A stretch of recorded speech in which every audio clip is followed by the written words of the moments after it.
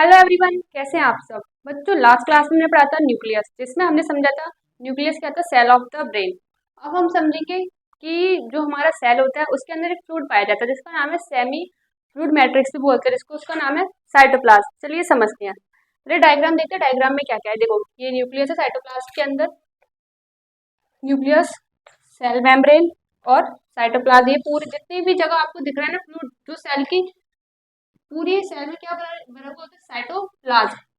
क्या लिखा है, cytoplasm is a jelly like semi fluid matrix substance, जो किसमें बड़ा हुआ होता है, हमारे सेल में। प्रेजेंस बिटवीन, कहाँ प्रेजेंट होता है, प्लाज्मा मेम्ब्रेन एंड न्यूक्लियस के बीच में। आपको दिख रहा होगा प्लाज्मा मेम्ब्रेन न्यूक्लियस के बीच में क्या बना हुआ है, हमारा cytoplasm. Contain cell organelles. Ma'am cell organelles के होते हैं। इसकी नेक्स्ट वीडियो हमारी सेल ऑर्गेनल्स के ऊपर होगी, जिसमें हम समझेंगे सेल ऑर्गेनल्स हम उसे बोलते हैं माइटोकॉन्ड्रिया, लाइसोसोम, गोल्गी एपरेटस, ये सब क्या है, हमारे सेल ऑर्गेनल्स। इनका भी एक स्पेसिफिक वर्क होता है सेल के अंदर। Each organelle perform a specific function, और हर एक ऑर्गेनल का स्पेसिफिक वर्क होता है। जैसे माइटोकॉन्ड्रिया, माइटोकॉन्ड्रिया क्या बनाएगा, हमारी पावर हाउस बनाएगा। राइबोसोम हमारे प्रोटीन्स बनाएगा। ऐसे जो सारे ऑर्गेनल्स होते हैं उनका एक स्पेसिफिक फंक्शन होता है, और आगे की वीडियो में हम यही समझेंगे बच्चों।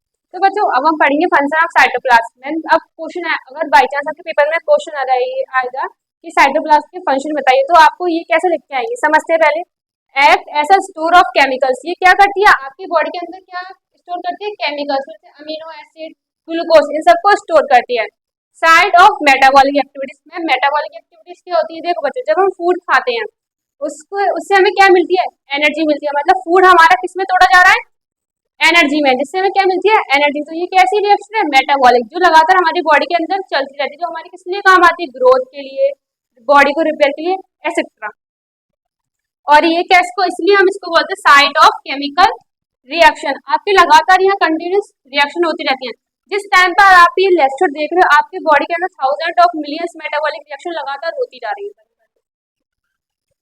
अब बच्चों छोटा सा क्वेश्चन, क्या पूछा है क्वेश्चन में, साइटोप्लाज्म प्रेजेंटिंग, साइटोप्लाज्म किसमें प्रेजेंट होते हैं, only plant cell, only animal cell, की both plant and animal cell, की ओनली बैक्टीरिया। जल्दी से इसका आंसर किसमें बताओ, कमेंट सेक्शन में।